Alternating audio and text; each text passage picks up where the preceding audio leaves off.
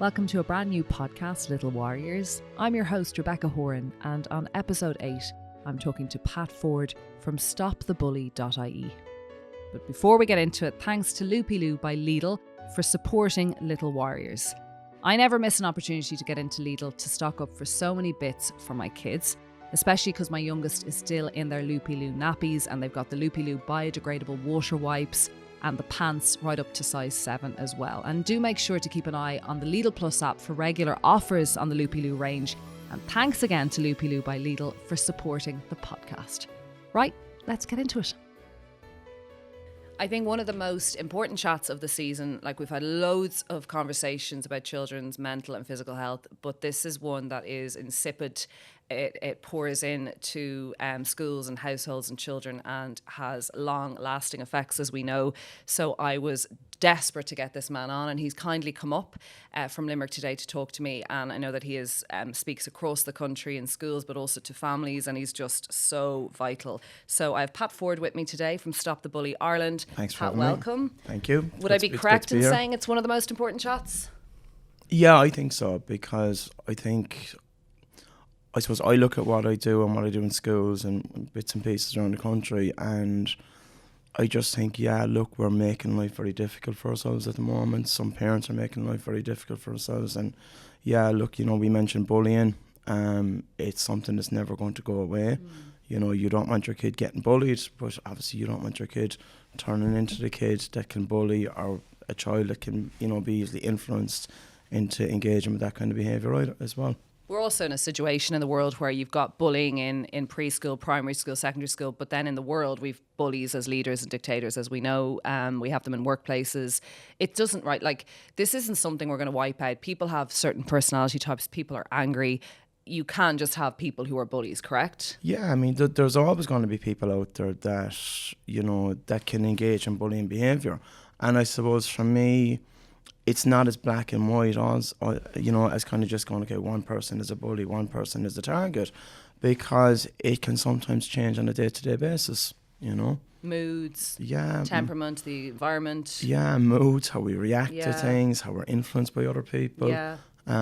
So yeah, it's something that we need to deal with. It's something we need to cope with. It's something we also can't hide from it. Do you know what I mean? And it's something I feel as well. Sometimes there's a culture of blame. You know, even when we talk with the workplace there, the bits and pieces you mentioned there, everybody's inclined sometimes to point the finger at the school, point the finger at the other parent, point the finger at the other child, look for somewhere to blame. But it has to start with ourselves. Okay. It is dangerous, though. Bullying can be seen as like, oh, look, you'll always get a bit of bullying in school. There'll always be the kid who doesn't like you. You're always going to have that. You have to be resilient. We also know that very serious bullying can lead to depression, self-harm and suicidal ideation. Well, let's not make this some small matter. It can be very serious. It can, 100%. And, you know, it can lead to, as you said, suicidal ideation. It can lead to depression. It can lead to anxiety with people. I know myself, I've seen some fairly tragic cases happen, you know, to people that you would least expect. And I know, you know, from me personally, I know that some of those people were subjected to an awful lot of hate. Maybe they weren't expected to. You know, I suppose you look at any problem area in Irish society, you look at the amount of homeless people that we have, you look at the amount of addiction in Ireland at the moment, and look, I think anything that's going to cause any of those effects in people, you know, bullying does cause depression, it does cause anxiety, and I've seen people who've had, you know, I suppose all kinds of consequences in their lives because of that, unfortunately. I have adult friends who it's stayed with, and it's funny, they're in their 40s and they'll say randomly on a night out, God, I was bullied so severely in secondary school, it destroyed my entire time in secondary school. I'm like, God, Jesus. But it's something that can really ruin lives, right? Yeah, it is indeed. And I think, like, the other side of that, Rebecca, as well, is it's a cycle of behaviour that I see. And I see an awful lot. You know, I remember a couple of years back, I did clinics around a lot of the shopping centres in Ireland. Now, I was expecting, like, families to come along to me and meet me. And I remember, you know, being in shopping centres in Dublin and Donegal and Galway, and the amount of adults that would come to me that would say to me, yeah, I got bullied in school, got bullied in primary school. then fell into jobs where I was being bullied, and then fell into relationships as well, adult relationships, where, you know, they were manipulated, controlled, and just didn't know how to handle, you know, how to handle the other person. And you're kind of a victim in your own life for the whole of your life, unless you can stop it. Yeah, 100%. I mean, and being a victim, you know, it's one thing being a victim. You know, you can walk out in the street today. You know, I teach martial arts as well. Somebody can try and mug you, somebody can do something to you. You know, you can be a victim to a one-off incident, but going through your life with a victim mentality is something that's completely different. I completely agree with you. You know? And it stops you from actually living. You know, people say live your best life, but it stops you from living your life because you're always fearful and you're always in poor self-esteem mode. You know, you're in a negative mindset and you always think everyone thinks you're terrible because you've kind of come from this. Yeah, 100%. And can we get into the source, right? Yeah. So I have a little boy, his name's Johnny, or I have a little girl, her name's Louisa. These are examples. And I just think they're your kids, right, Pat? Like, they're just dotes. And whatever, you know, the family, we can go into all the familial issues and issues that come within the home. I just think they're just great. And you send them off into the world and they're just sweethearts. And we all talk about how sweet Johnny and Louisa are. And then you hear from a teacher or another parent, you know, Johnny is, you know, perpetually picking on my kid, calling very serious names, antagonizing, hanging out, looking for the kid, targeting. So we know that bullying is very different to, you know, being a bit of an asshole. A one-off kind of comment of like, I don't like your school bag, and then we know that bullying is, you know, continuous harassment, right? And you're completely stunned and stonewalled because you're like, my Johnny, like, he's in the home, he's gorgeous. We spent the weekend with my parents, he's just a little, and parents are so suddenly shocked to hear anything about their kid. Tell me about the source and how this is so problematic. I suppose, yeah, I mean, you've touched on a very interesting area there because, you know, we all send our kids into school in the morning. We all like to think our kids are, as you said, they're dotes, they're lovely. But my mother always taught me, you know, my mother's a very wise woman, Rebecca. My mother taught me years ago, somebody comes knocking at your door giving out about your child has probably done something, you know. No. Wow, okay, so what you're saying is wake up, you know. Yeah, sometimes. Yeah. Why would someone say that about your kid? And I suppose this is something that I see quite a lot of as well. And even in the classroom, you know, I suppose I'm good at getting into the classroom and just being very relatable to the kids, and they'll open up to me. Kids can be cute enough. Kids can manipulate you. Kids are so smart. Pat, I've got 2 kids who are smarter than me. Yeah, 100%. And one's 3. And you can guarantee your 3-year-old isn't going to tell you the full story when they get into trouble. You know, and I suppose that's kind of the reality of it, you know. Look, none of us are perfect. We like to think that we send our kids into the world being perfect people, but the reality of it is... Why is that? It's because they're a reflection of us. So there's an ego behind that. Yeah, my Johnny would never do that. He's my kid. We're a great family. I'm great. Everything's perfect. It's because we also feel if you criticise my kid, Pat, you're criticising me. It's a personal attack on you, 100%, and straight away that gets your back to the wall. Oh God! But you see that very attitude of, okay, my child is perfect. My child would never do that. How dare you say that about my child? I'm sorry, look, and again, I've met parents. I only had it out with a parent last week about this.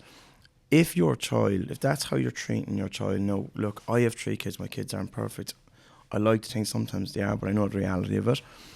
I suppose we have to be careful in society that we're not producing kids that think they're untouchable going into school. And I suppose that's actually very important. That's something that we don't think about too much. Look, we all like our privileges, we like our nice things in life, but, you know, I suppose there's respect in life as well. You know, we have boundaries as adults. We know you walk out your office and you know what you can and you can't say to somebody. But I suppose, unfortunately, sometimes what I see with parents is, I suppose, a certain cohort of parents that will adopt a very aggressive approach. I would take it. I would consider it to parenting, where they'll have this attitude that, yeah, my child will never do anything. And if a teacher comes back and says, or if the child come back and said, okay, look, my child, you know, that if my child comes back to me, and says, the teacher gave out to me today for something, a lot of parents will kind of go, well, rather what you do, what happened, tell me the full story, you know. their attitude will be give out about the teacher. How dare that person say that about you?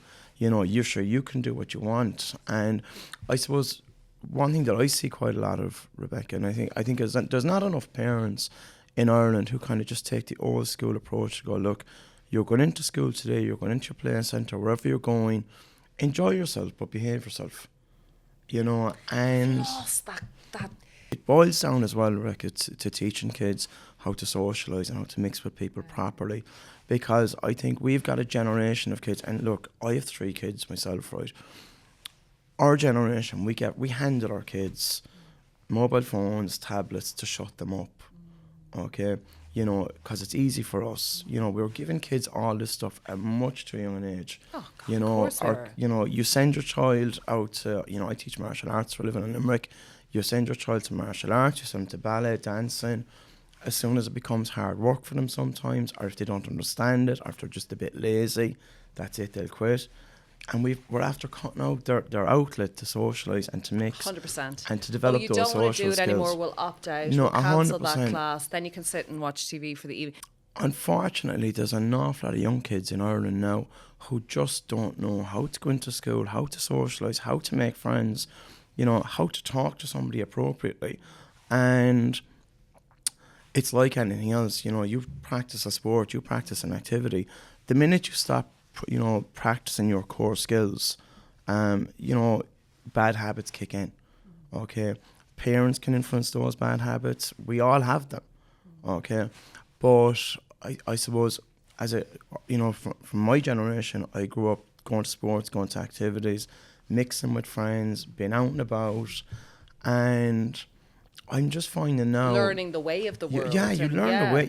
It's people skills. It is 100%. You know, it's people kind of skills. Etiquette and okay, this doesn't work for, and that is and it's learning how to kind of navigate all of that. It's like dating. It's just all of it is a whole kind of nuanced. It's if you're not doing that and you're sitting at home in isolation, it doesn't work. And again, sometimes, you know, only very, very recently, I've had to deal with, you know, I've had to deal with cases where parents themselves have isolated themselves from their communities. Parents themselves have cut themselves off, you know, from their neighbours. Why?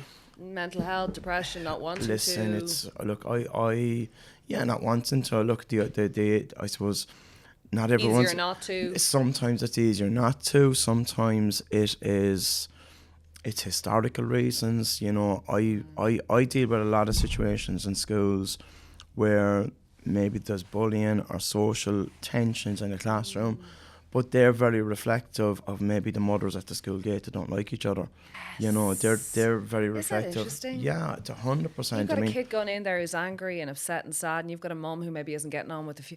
It's this kind of hangover, isn't it? Yeah, it is. It's as I said. Sometimes it's generational stuff, and look, in Ireland, Ireland is a small place, even though, you know, you come to, it's still very community driven. It is. You know, and I suppose for ourselves as, you know, as parents and that, sometimes, I've been honest with you, Rebecca, sometimes I'll have to tell kids, look, stuff you've heard at home, stuff you've heard outside the school gate, leave it at the school gate. Isn't it sad that you're telling a kid who, let's say, frontal cortex isn't even formed yet, they're not even have their the ability, and yet you're having to say the person who is raising you, who is the person you trust most, the person you love most, don't always listen to what they say because it's not great. No, it's you see, yes, it is hard. But you see, Rebecca, for me, when I go to a school, right, if somebody rings me in the morning and says, Pat, we've got a problem in the school here.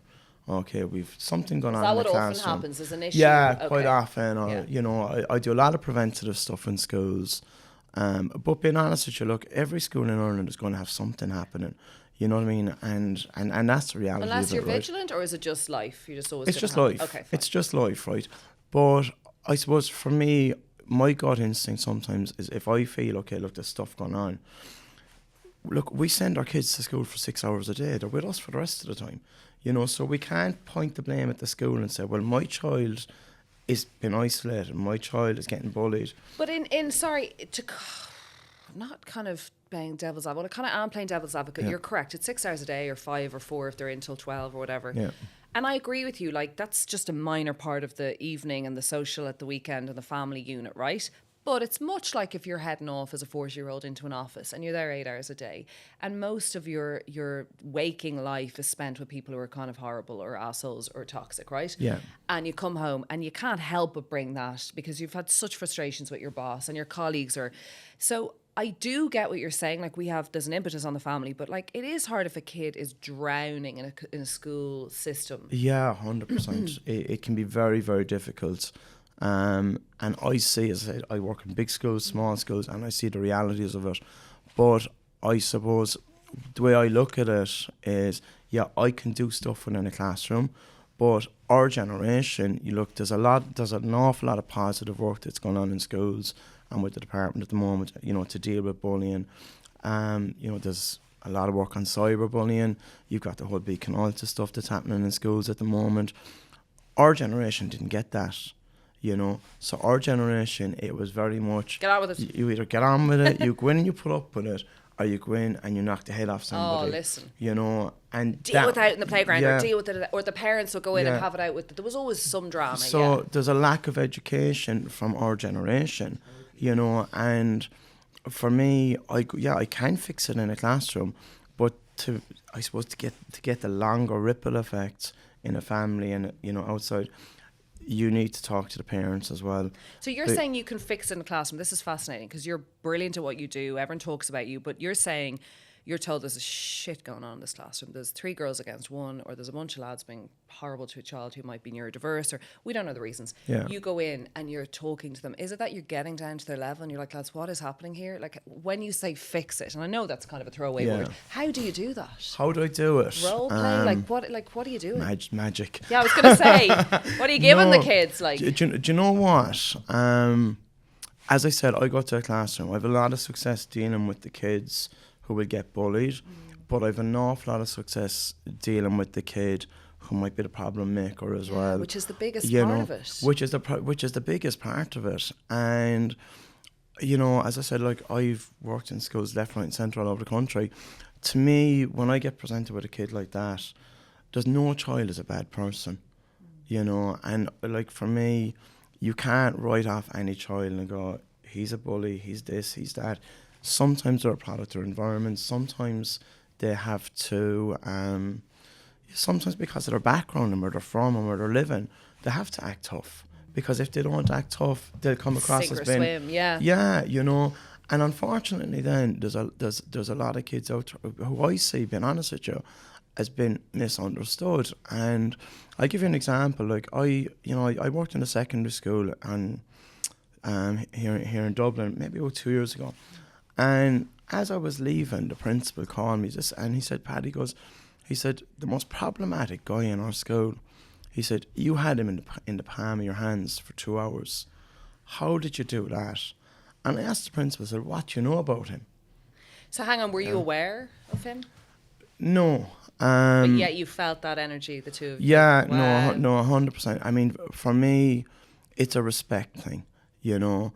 Unfortunately, look, there's a lot of kids out there, Rebecca. And so that kid was really listening to you? That kid was really listening to me because I came into a room and I'm good at reading a room. He was a bit of a character, doing a bit of messing in a room. And I could just see he's, acting out, but he was the kind of personality that could possibly intimidate some of the other kids as well. And disrupt things. Yeah, no, you get a kid like that in a classroom, right? And if you get a certain teacher in there who gives that child the impression, I think you're a scumbag. 100%. I'm sorry. I already think you're a shit. I think you're a scumbag and you're going to wreck my day, so I'm already against you. But you're going to have, you know, there's a lot of young people in Ireland who, for different reasons, you give them that impression and they'll behave down to that 100%. Expectation.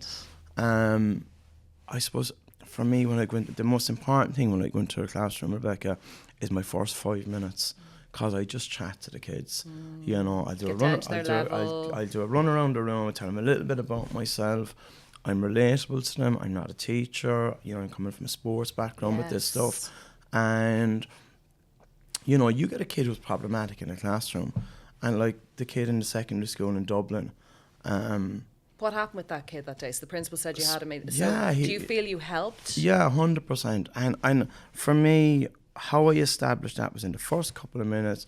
He told me he was interested in boxing, And I had a chat with him about it. I showed a bit of interest in what he was doing, threw one or two compliments at him. Fair play to you, you did this. Fair play to you, you did that. You know, I think schools in Ireland, some of them are, we look at the academic value of a child. We don't look at the value of the child as a person. But even still we're doing that, and we should have learnt our lesson. We're still doing that. 30 years on, from the dyslexic kids left out, the kids who weren't good at getting their leaving cert points. I'm sorry. Why are we still doing that? You go into any, you know, I was only in a school, where was I? I was only in a school yesterday, right? And on the school wall, this was an inner city school, an inner city dash school, right? On the walls of the school was the pictures of the kids who'd gone through the school, who had got their scholarship from JP McManus to go to third level education. No, that's fine, that's brilliant, because a teacher wants to educate somebody, okay? But to teach, you know, I suppose for me as somebody who and how I got into all this, you know, if you're working with young people, you're not just looking at what you want to get out of them. You know, you need to, you know, there's an old saying in Ireland, it takes a village to raise a child, and it does, okay? You need to value the person for... But it's a bigger picture thing. It's not about the lad who's going to get into JP. It's about the lad who's going to live a full life and hope to God he's not miserable. Yeah, exactly, who's There's just going to go out... There's a more holistic thing. It's just a normal kid. Yeah, it's the kid who's going to go out into society and is going to contribute to society. And work, maybe marry, maybe not, maybe have kids. And, like, who cares if And you see, that the thing about it is, even for teachers and people working with kids, if you can relate to a child like that and he can see, okay, this person is there for me, you know what I mean? And there's a trust there straight away. You make life very easy for yourself as a teacher or somebody who's working with the kid, but you're making life easier for the child as well, you know. And by making that child feeling accepted, you know, being honest with you, as I said, there's no child out there that wants to go into school, I think, with an agenda. Sometimes there's influences on our kids' behaviour. Yeah, I don't dispute that. But I find it very hard. But if you have a smart 17-year-old who knows he's been a bit of a prick, like, he's not stupid, right? He's 17. He's not 5. Yeah. And yes, he isn't as academic, but he's got loads of skills and talents, and he goes in. He just wants to be a shit to Michael over there. Yeah. There is also self-awareness. He's well in the know that he's being a bit of a prick, right? Yeah, there is. So, yes, I agree with you on the, like, get down to their level. Sometimes we just want to be seen and heard and loved and validated, and we're not getting that at home, maybe. We're not getting that from our girlfriend, or we're not... You still know as a kid of a certain age that you're being pretty awful. And so where's the self-awareness of, like, you're ruining that lad's day? What is the point of this? Like, where do we also take the steps of, like, responsibility and ownership? Yeah, 100%. I get you there. And it, okay, what I would look at sometimes with that, okay, not everyone is always going to get on. You're not always going to like everyone. You don't have to like everybody. Okay? Yeah, you're right. If you're going into school and you're purposely been difficult, you're purposely trying to make life impossible for somebody, okay, yeah, I think there's, you know, the child, you know, to a certain degree needs to be accountable for that. But I also think as well, I think that, and I do look at it from a family point of view as well, you know, none of us are perfect, okay, and I think sometimes, you know, that child who's gone home, who's been, you know, who's getting pulled in school because he's giving somebody a hard time, is he telling his parents the full story when he goes home? He's probably not. You know, are the parents... Sometimes parents can be... I suppose sometimes parents can be very quick to jump on the bandwagon of giving out about school. But being honest with you as well, Rebecca, look, some parents are very restricted in what they can do as well. You know, unfortunately, look, society in Ireland has changed, and I know this personally. Look, I have 3 kids. I'm a separated father. Okay. And what age are your kids? I have a teenager who's 16, and I have 8-year-old twins. Okay. Now, there's a lot of families in Ireland in my situation like that, and sometimes, you know, sometimes it's very difficult for a parent to navigate whatever else might be going on in that parent's life, okay? Because there's a lot of parents in Ireland who, you know, who maybe you're in difficult family situations. Well, it's 50% of marriages don't work, right? We've blended families. We've a partner who could pass away. We've a remarriage. There's affairs. Like, this is modern society, right? It's not a 40, 50-year marriage anymore. It's not a 40-year career. People have changed how we live, right? It is quite common for you to have in school. It would have been very rare when I was growing up, would be one kid who divorced parents. Now it is more common. And you're correct. You're trying to control what you can control, right? So you've got your kids, but they're also somewhere else for maybe 4 days. They're also going away for a holiday. Is there a new partner? What is the input? And it is all a bit scary because it's like, well, I want my kid to be really sound. I want them to get on with people and integrate. But what the hell is happening 50% of the time with the other parent? Okay, I think there's something. And it's very easy for schools to go, oh, it's because they're separated. No, do you know what? Yeah, you're right. But I think you mentioned that whole idea of being sound there. Okay, and when I go to a classroom, it's funny, whatever is happening in a kid's life, okay, how I sell myself to the kids is, I'm here to make life easier for you. Wouldn't life be great if every time you walk into a room, people look at you and go, yeah, Rebecca's sound. Yeah. She's lovely. It's literally all you want.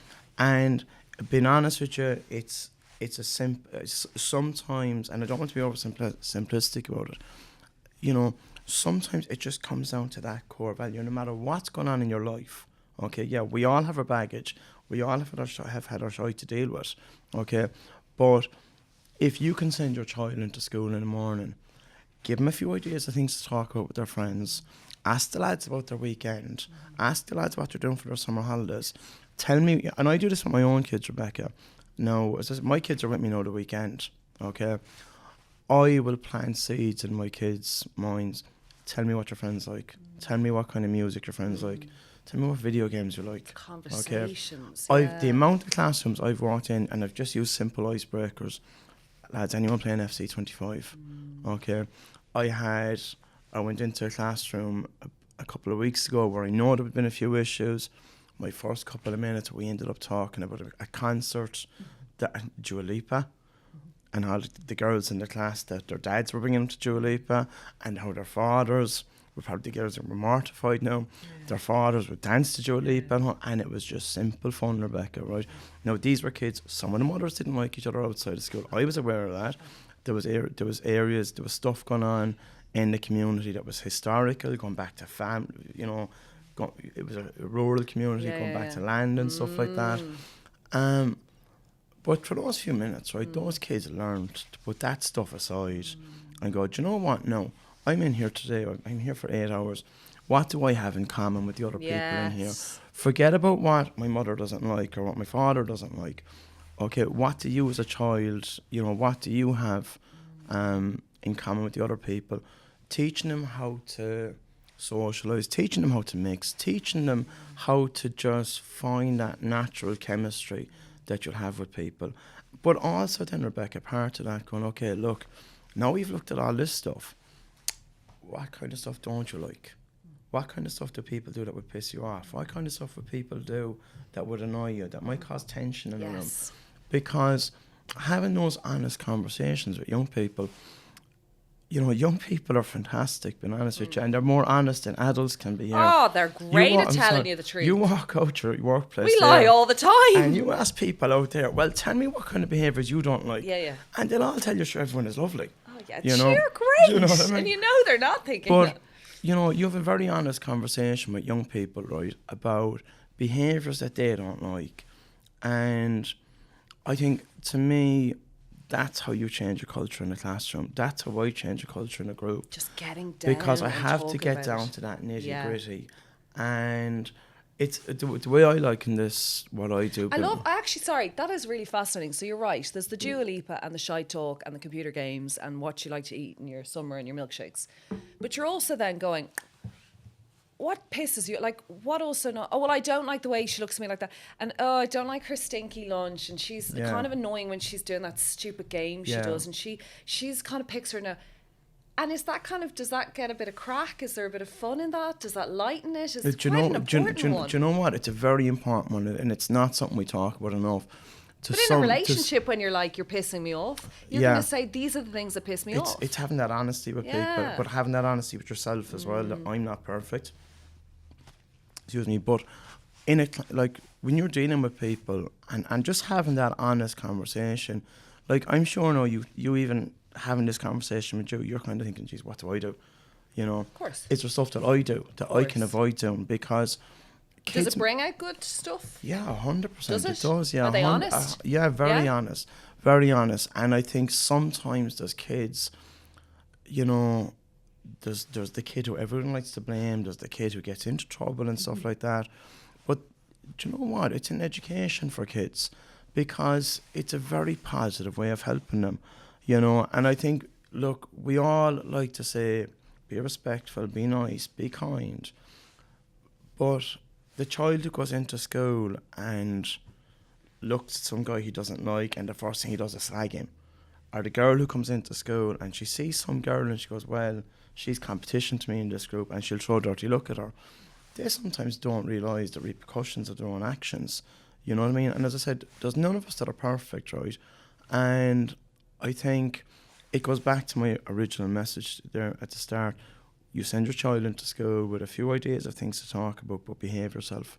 Because sometimes if we don't, you know, if I see my kid doing something and I don't correct it, okay, you know, or maybe if I do something myself, if I'm at home and I'm dropping my kid after school and I'm giving out about people in the car, of course my kid is going to copy that in school, you know, when they go to You school. said, I've got a few things I want to touch on. You said Yeah. repercussions. So you said, like, you go in and Louisa, example again, is just, like, she annoys me. She is competition. She's Yeah. and I give her a dirty look. Talk to me about the fact that this isn't as simplistic as you said. There are repercussions to consistent and antagonistic bullying. So I've decided that kid is a dick. I don't get invited to her party. She is competition on the pitch. She's competition in the classroom. She's not nice, so I'm going to just take her on. What are the repercussions for that kid who gets bullied? The repercussions of the kids, the repercussions for the child that's on the receiving end of it, is it? Yeah, we'll get into the other. Yeah, I mean, look, there's very serious. There can be very serious repercussions for that. There can be the child who would be naturally passive, okay, and obviously a child like that, it's going to knock it's going to knock everyone's confidence, right? But I suppose there's different types of people in the world, Rebecca, right? A passive child will react to that differently. A passive child might just take it on the chin, go home and cry about it. And unfortunately, the passive child, the one that we all look at in the classroom, is the quiet kid, the kid who gets picked on. That's the kid in society that we kind of keep an eye on. What we don't keep an eye on is the other girl that will get bitchy back. You know, the girl who's been told, when you go into school now, if this girl throws you a dirty look, you throw one back, okay? Because sometimes that child, from what I can see, it'll undermine their confidence, it'll bring them down. But sometimes they're the kids that aren't expecting it to happen either, you know, and it can have, you know, some devastating is the only way I would put it from what I've seen around the country. Really? Yeah, I mean, I think Is it bad out there? there's fairly bad things that happen, you know, and there's still an awful lot of stuff that happens that gets hidden that we don't talk about. There's stuff that you can't report in the media because there's a fear other kids will copy it, you know. Talking about eating disorders, if you're calling a kid fat, You're talking about eating self-harm, disorders, self-harm, you know, suicide amongst young people. And are schools good? yeah, I think schools Be are honest, good, the principals, you the know. teachers, they're conservative enough. They're in the education system. They're fine and everything. But are they interested? Do they care? Yes. Yeah, I think in every school in Ireland there's people that care. You know, I have a lot of sympathy for principals, being straight with you, because I think it's a very lonely job. You're also dealing with the dynamic of Mr. and Mrs. Johnson, your teachers who you need to manage and keep happy, Yeah. the kid, the other kids, the whole community, the culture. It must be a shit show. I don't think there's a strong enough support network for principals in Ireland. They don't seem to have that support network of just, what can I do in this situation? You know, and being honest with you, you look at, you look at kind of the guidelines that come. Every school is an island, basically. Yeah. You know, and being honest with you, Rebecca, kind of what illustrated that to me perfectly was just about a week or so ago. You know, I got a phone call from a principal that I know, and the principal just wanted to talk to me because she'd had an issue where three girls who were friends were going to a match together. It was a 10-minute bus trip. It was a mixed class, primary school kids. And this principal kind of was very intimidated, is the only word I would put on it, by the fact that they had a parent contact them, a mother contact them because she wasn't happy about who her daughter sat with on the school bus. Okay. And for the principal, with everything else a principal has to do, that was the thing that bothered her the most in her job, to the fact that she picked up the phone and she rang me to say, Pat, I don't know, she just wanted to vent. She just wanted to, What is that? She doesn't want her little kid sitting with, You see, look, control? again. What is that? Look. What is that? I don't know, Rebecca. I mean, is it their own snobbery? Is it their own? Yeah, and agenda? I have to say, Nuts. That's very strange. You look at it. You look at some parental attitudes in this country, right? And unfortunately, there's people that's okay. Agenda is maybe the wrong word to put in it. Okay. They've got their own little social dynamic going on outside of school, right? And they expect their child's friendships in school to mirror that exactly. Well, because sorry, I will stop you there, Pat. Because we're told as parents, here's a parenting podcast, and here's all the bloody books now. The psychologists, ever teachers. We're always told, right? Well, who your child hangs out with, the environment is very important. So you can do whatever you want within the home and raise them. But if they're hanging out with little shits, they will be. So this is also not great. It's very toxic too. Yeah. And I think parents are very scared. They're like, Jesus, if my kid sits beside her, she's going to become like the parents. But you see, parents are scared. You know what I mean? Parents, from what I can see, there's fear-based parenting. There's fear-based parenting, but I suppose you can go on the internet. You can go down to any bookstore, sure, and you see any number of books and podcasts on parenting and stuff like that. What I'm looking at, Rebecca, is simply just making life easier for you and your child.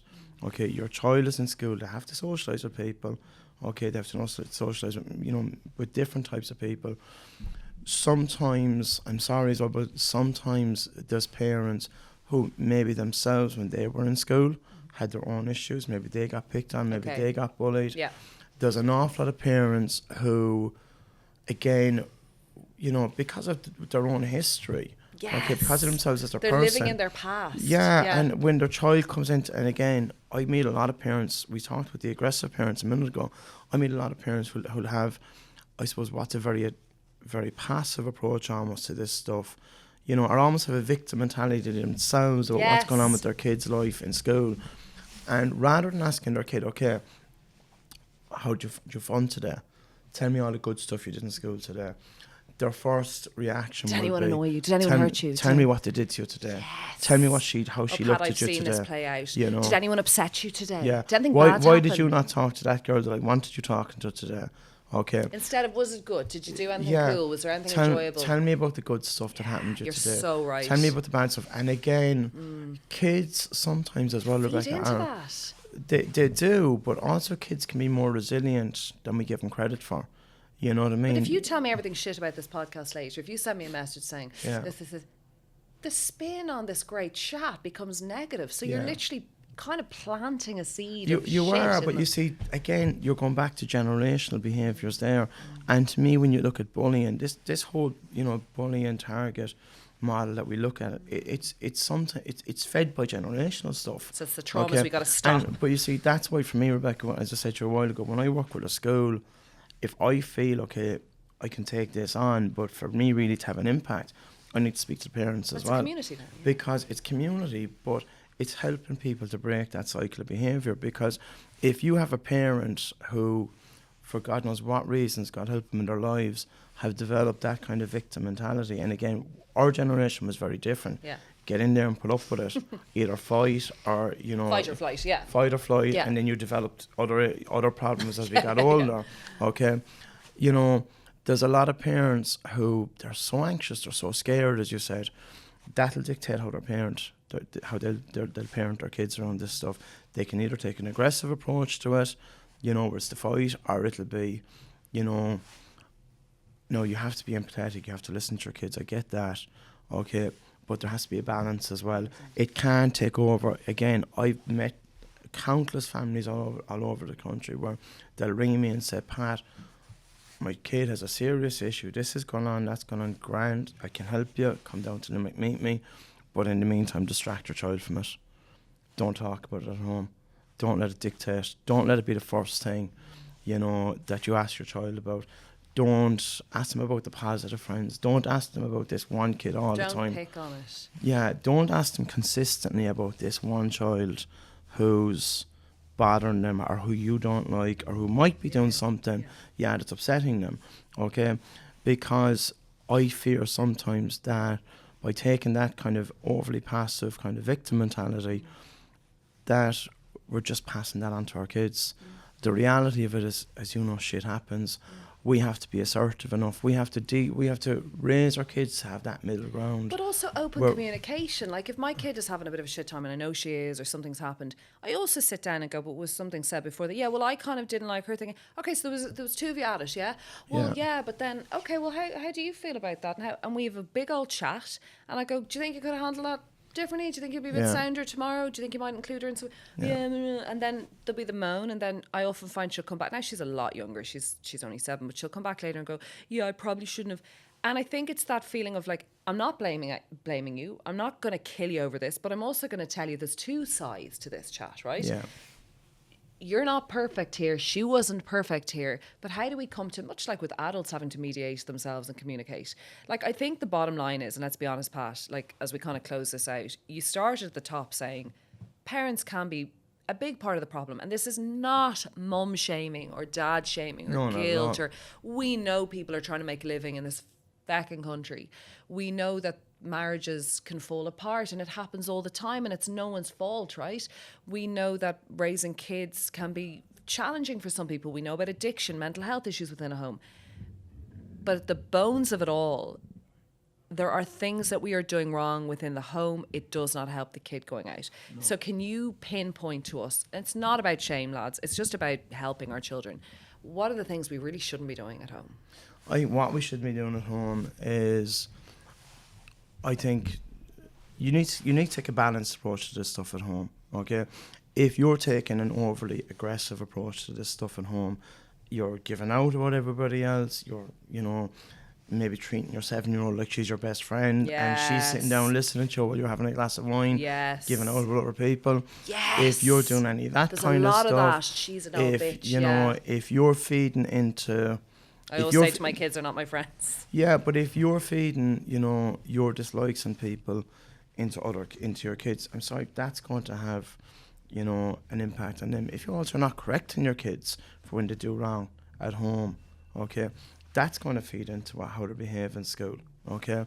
The other approach to it, so what, they're acting up at home and you're kind of like, oh, will you stop that? But you have to go, don't do that. Yeah, 100%. That's not okay. Don't smack your sister. Don't. Sometimes, so it's pulling them up. Yeah, sometimes the argument, the hassle, the bit of upset for that few minutes is worth it.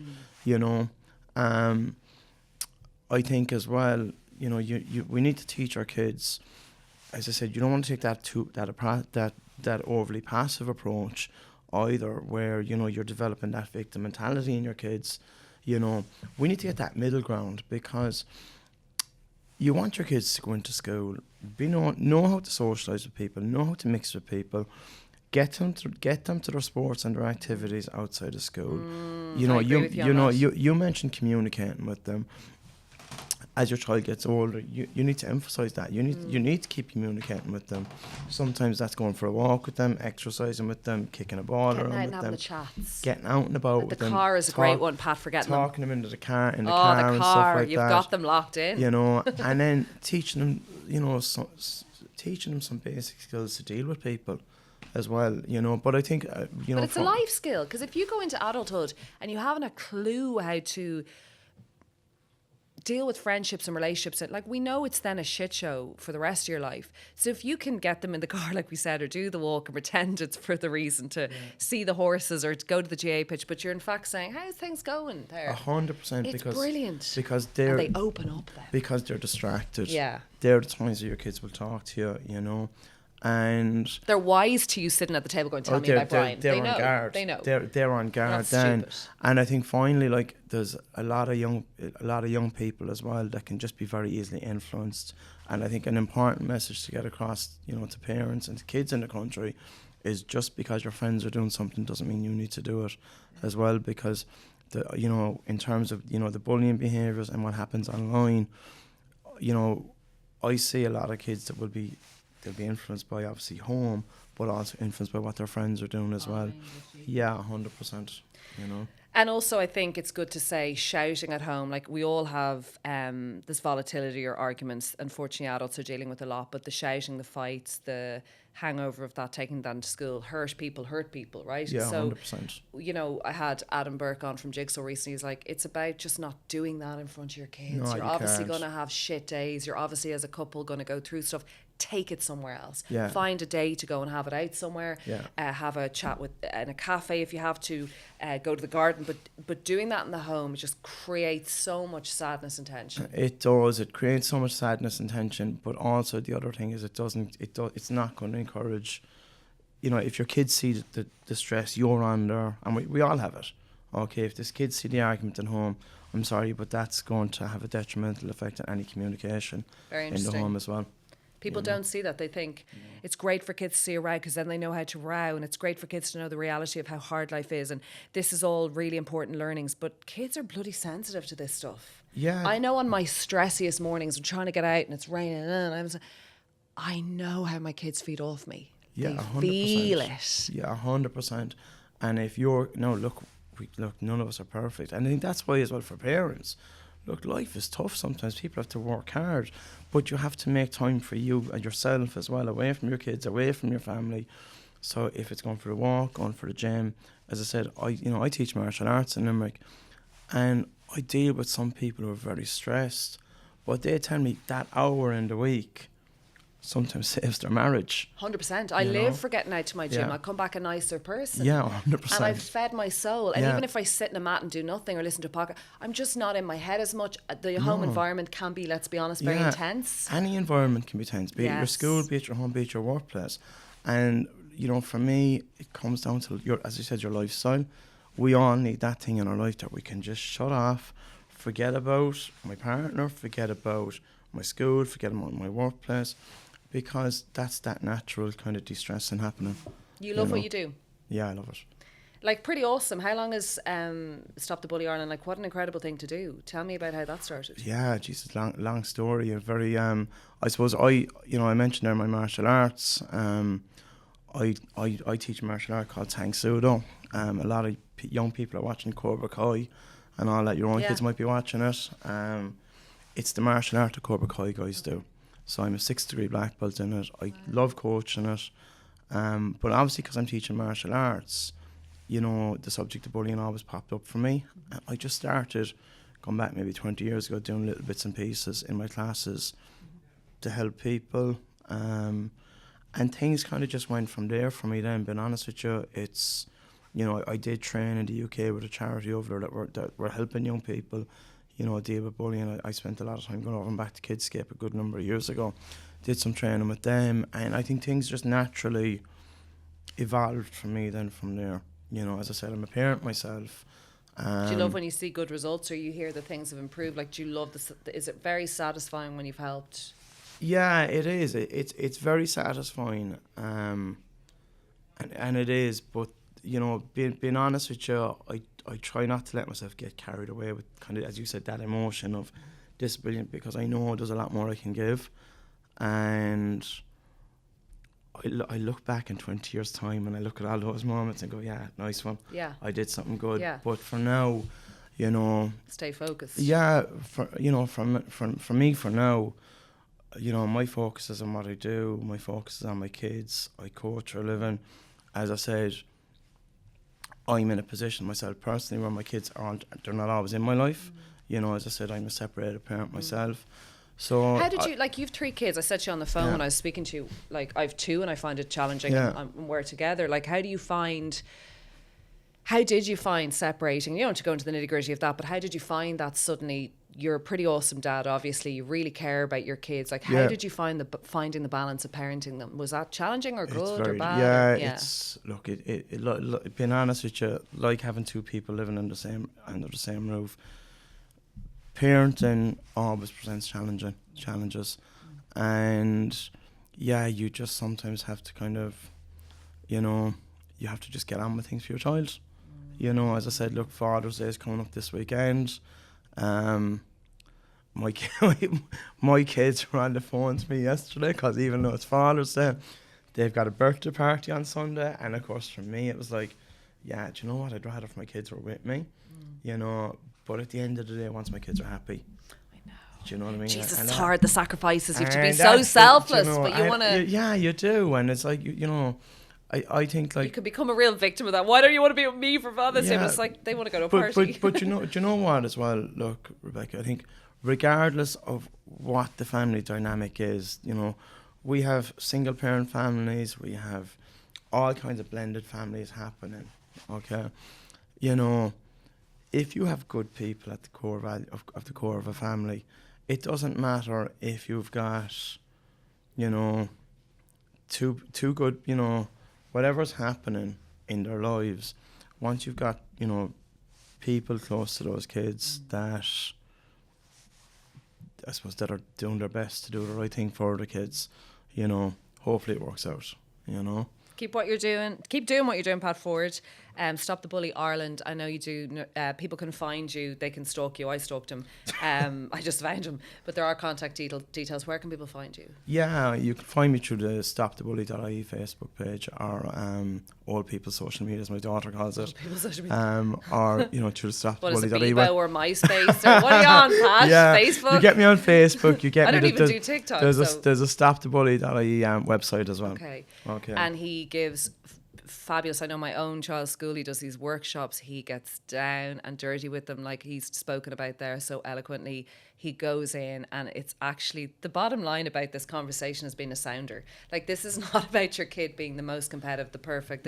Just it's making life easy for your child. Yeah. And it's as simple as that. And it's not an easy world. It's not getting any easier to navigate. And if we can at least get the basic emotional life skills and social skills out there, we're doing okay. Yeah. I actually think it's more vital than the academia and the sports and the, I find if my kid has had a really great day in school or had a good play date, it's literally more important than how many books she's read. It is indeed, because no matter what career path your child ends up in, they have to deal with people. Well, it's your mental health. Socialisation is your mental health. 100%. Yeah. Thank you so much, Pat. Thanks for having me.